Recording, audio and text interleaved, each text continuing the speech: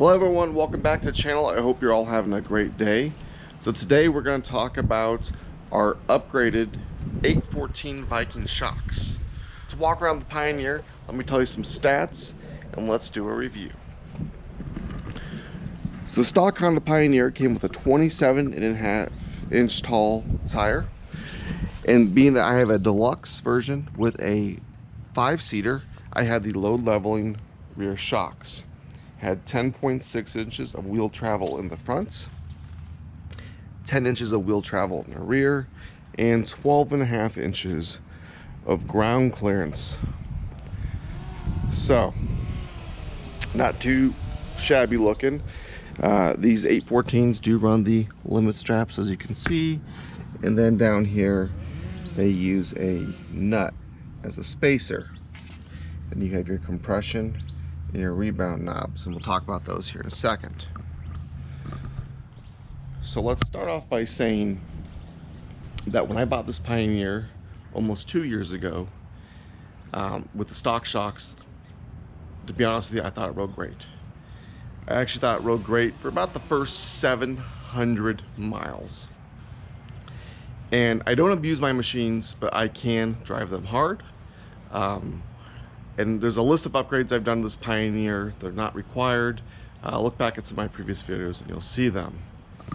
So with that being said, the stock shocks did run really well. I changed these shocks out around 1,800-ish miles, give or take. So I wanted to wait to do a review on these shocks until after I put some time on them, because driving around the neighborhood doesn't do anything. So I have around 250 miles on these shocks.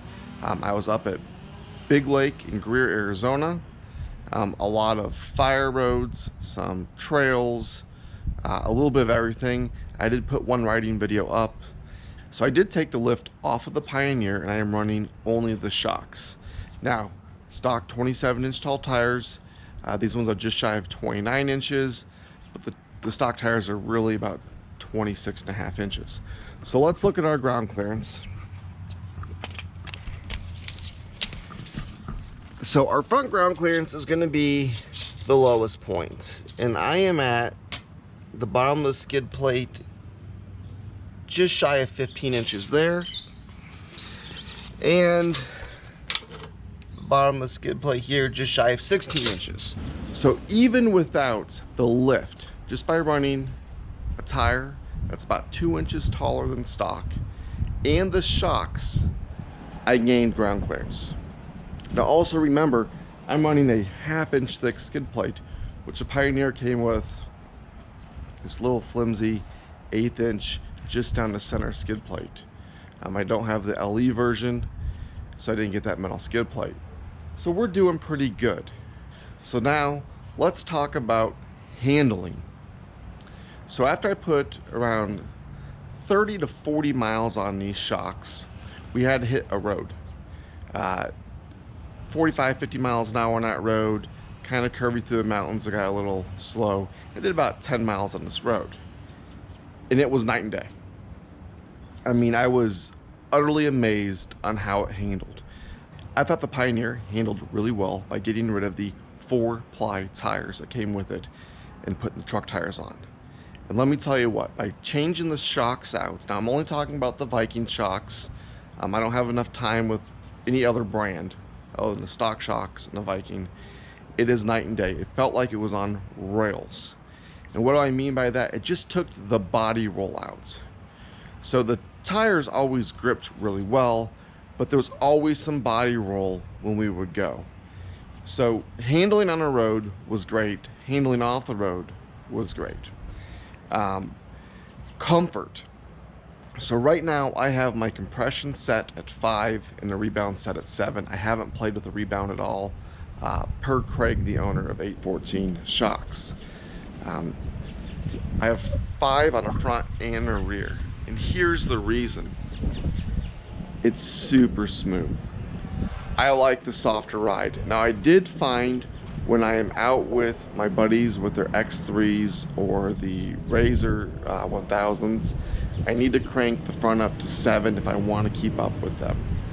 I had one of the X3 owners was pretty amazed. He's like, wow, you're keeping up with us this year. Because these back fire roads and everything, we were doing 40 to 45 miles an hour. Now that was everything the Pioneer had. I mean, I was to the floor constantly, really hard on it. I didn't care for it, but it was short spurts.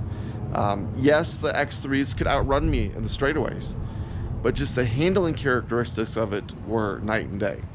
And one thing Craig told me, the owner of 814, he said, hey, anything you can do at 10 to 15 miles an hour, you'll be doing at 25 miles an hour, 30 miles an hour.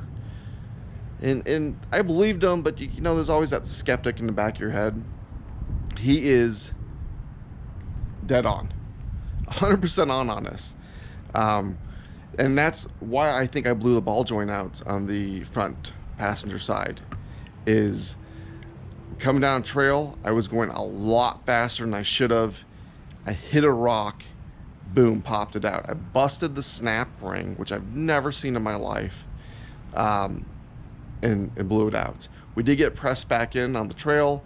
I babied it home around 13 miles. I pressed in a new ball joint when we got back to camp, ordered some new ones. I've already received them, thrown them in my kit, and we're good to go.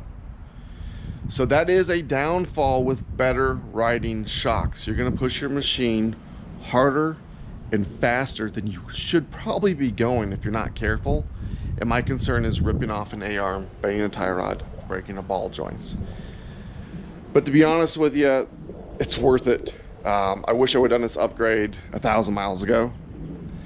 So handling is improved, ride quality is improved.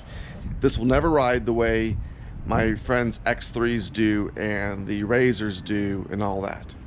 You're still gonna feel the small bumps of, you know, baseball and softball size rocks. But I mean, is when you're doing the transitions through washes and the high speed stuff. I mean, even coming over here to my curb, coming in the driveway, it used to jar my kidneys just a little bit if I hit it too fast. Now I can hit it, you know, 15, 20 miles an hour. Should I be doing that? Probably not. But can I hit it and does it jar my teeth? Do I still have control? Absolutely. It actually squeals the tires as I'm coming in so hard.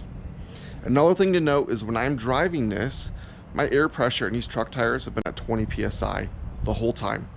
I never lowered it. And I was a little nervous to lower it because the previous time I lowered them down to 10 PSI, I got that pinch flat in rocks. And I've replaced the tire. I still haven't put it on because I need to adjust the camber in the rear, and I'll switch out the spare then. So if I lower this down to 15 PSI, even 12 PSI, I'm sure the ride will be that much more smooth. And here's one way to tell you. I asked my wife, I said, hey, what do you think of the ride? And all I got was a big grin and a giant thumbs up saying, perfect, money well spent. She really enjoyed the ride. It did take some fine tuning. Just like Craig said, let the shocks settle. So let's talk about that real quick. My front shocks, when I set these up, I set them up at 18.5 inches eye-bolt to eye-bolt, being that strap was a 19-inch. And it's a little difficult to get it in with the weight on there and all that set up, but it is perfect, dead on right now at 18 inches.